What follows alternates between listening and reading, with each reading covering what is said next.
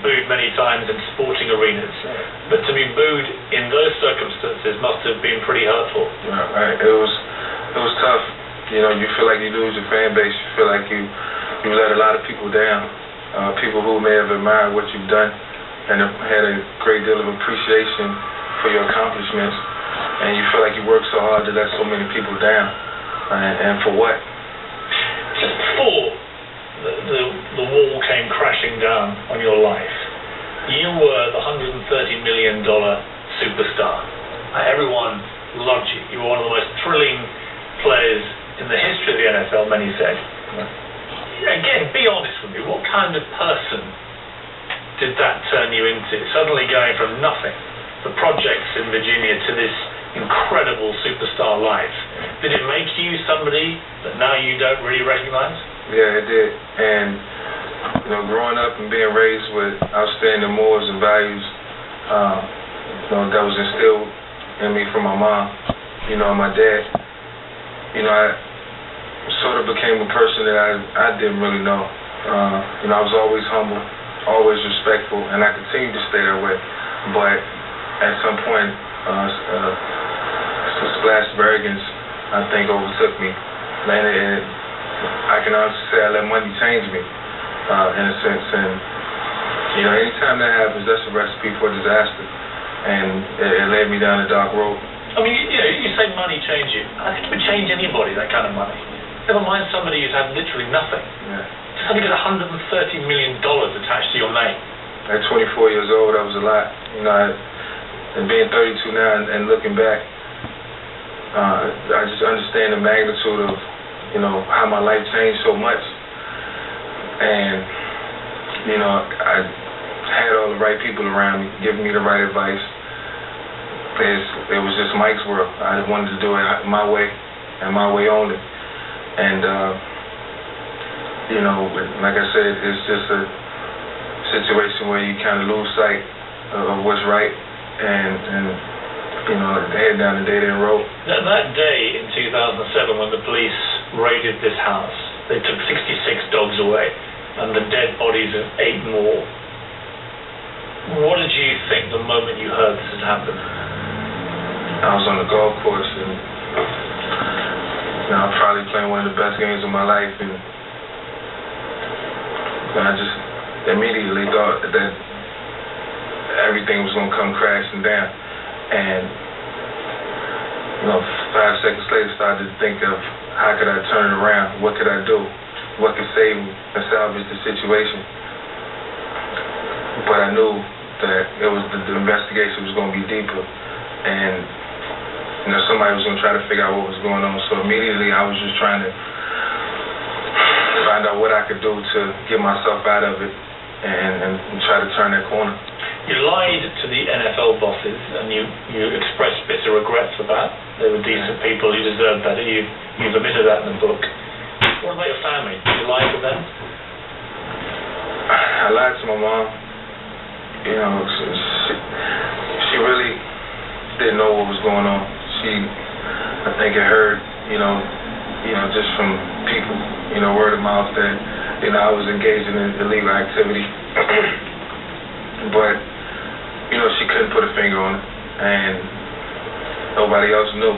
What was the moment you told your mother the truth? I told her the truth the day I got a ring. And that must have been another very difficult moment. Yeah, it was very difficult. How did she react?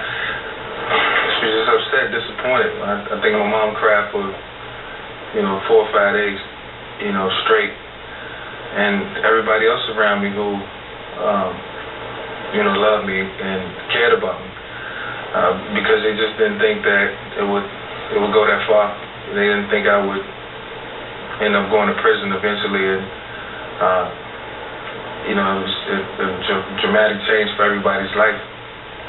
There's a very poignant part of the book where you are on your way to prison with your then fiancée, I think she was, and you got married 2 weeks ago. Congratulations, but we'll come to the happy ending later. Tell me about that drive as you're heading towards incarceration. You know, it's the longest drive ever. You know, I don't care if it's, you know, 100 miles away or 2 miles away. You know, you reflect on, you know, everything that you had, you know, everything that, you know, you won't have and what you're leaving. And, you know, you kind of gotta, you know, wake yourself up and tell yourself that it's real. You cried. I mean, you were very emotional. I cried all the way to the prison.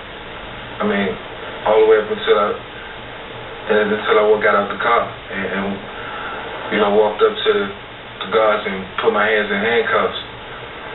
And even then, you know, I still, you know, felt like at some point this was just a dream and I was going to not wake up, but somebody was going to come and, you know, relieve me. When you got inside prison, for someone like you, you're this hugely famous, incredibly rich superstar, reduced to just the ranks of a number in a prison cell. As the days went on and reality kicked in, again, hard, right? I mean, those first few Harder. First day was tough. Second day was tough. The third, fourth, and fifth day when it started to settle in that you're not going home and you're talking to your family and, you know, they're feeling the same way that you feel. It's just no form of jubilation. It's, you know, all sadness, you know, from my sinister acts. There's no explanation for it. You know, it was no way of consoling anybody. It was no way of consoling myself. And the only thing we could do was be strong and deal with it. But it's hard to be strong sometimes, and you know, we're only human. You know. The interesting thing about you is you're a very polarizing figure, as you know. You know, when I announced I was doing the interview, you know, on my Twitter it went crazy, good and bad. Many people saying, good, the guy served his time, he deserves his redemption, you're playing better than you ever have. But other people saying, I'll be honest with you, you know, don't have this guy on. He's a dog killer, he's a horrible human being, he's not reformed, all this kind of thing. You've seen the same. You're on Twitter, you probably have the same comments to deal with. What do you say to those who say the crime you did was just so awful, you shouldn't be even allowed to play football anymore? You know, I overlook it. That's the reason I wrote this book. You know, so people can have a general understanding of my life, the origin of, you know, dogfighting, what I went through. Because some of them may be naive and not know. And I try not to dwell on people's thoughts and their perception because I know I can't change what everybody thinks. Do you blame them or do you understand it? I understand it. I don't blame them. You know, I do believe that everybody's entitled to a second chance. I'm pretty sure those same people are, you know, not saints and haven't gone through their life and done everything right. You know, so, you know, you can't be hypocritical in a sense. You really got to take it for what it's worth. Now, if that person is a person who, you know, has lived their life with no regrets and done everything right and very successful, then I understand. You know, but, you know, it's a lot of sinister acts going on in this world, and this was a situation that needed attention, and that's why, you know, I'm working with the Humane Society, and there's a lot of other things that's going on that needs attention as well. So, that may be the reason that, you know, I went through what I went through to help other people not go through the situation I went through. Let's take another break. I want to come back and talk about the good stuff that came after all this terrible stuff. The redemption, the career back on track, back with your family.